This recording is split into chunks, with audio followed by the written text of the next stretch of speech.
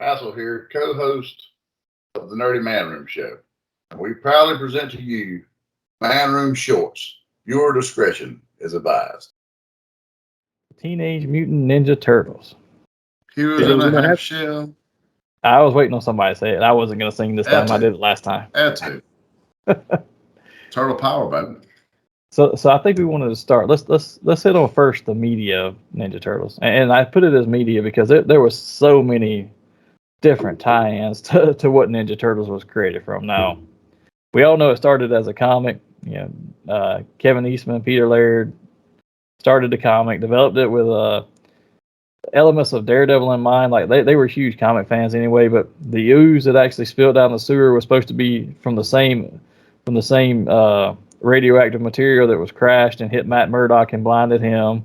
They named Splinter after Daredevil's mentor Styx, and now you've got Splinter from the Stick. And the Foot Clan was named after the Hand Ninjas. So they tried to work that in, and I thought that was pretty cool. But I'm going to admit straight up front that I have never read more than maybe one or two off issues of the comics, and that's just because I saw them and I picked them up and flipped through them. I was not a comic fan. I never read it as a comic. I don't know if either of you ever did. The only ones I picked up was probably when IDW picked it up in the early 2000s or so. But none of the 84, Eastman and Laird, I didn't pick up none of that stuff. As a kid, the lack of color in the books, just the black and white book, and it was real dark and gritty at the time. I mean, I was a kid. I mean, I was geared towards the cartoon where they're kind of comedical, I guess.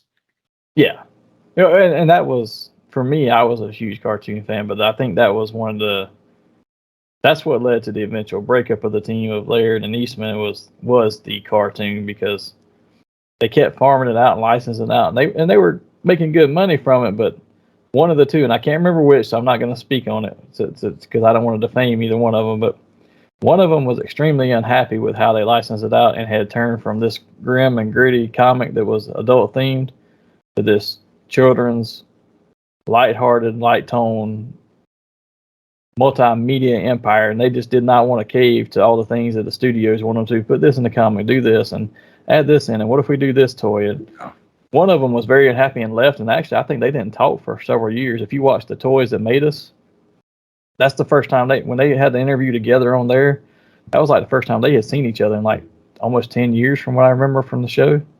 That's pretty telling that this can get a little out of hand, I guess. But well, you got to figure that the comic started in 84. Okay. Then it's 87, the cartoon starts. And that's where it starts the comedic side of it. Then it's 90, the first movie hits. And the 90 movie, it took a lot from the original comic. It took a lot more from the comic than the cartoon. And I think, like you said, I don't want to say which was which, but it was very divided on that aspect of thing. I think one was smart enough to know, hey, if we get these kids, it's money. Yeah. Yes, I understand. You want a serious book and you want a serious show, but that's not going to sell on toy shelves. It's not going to sell to parents. And the one that wanted the serious side, he was hoping the movie would steer him back right.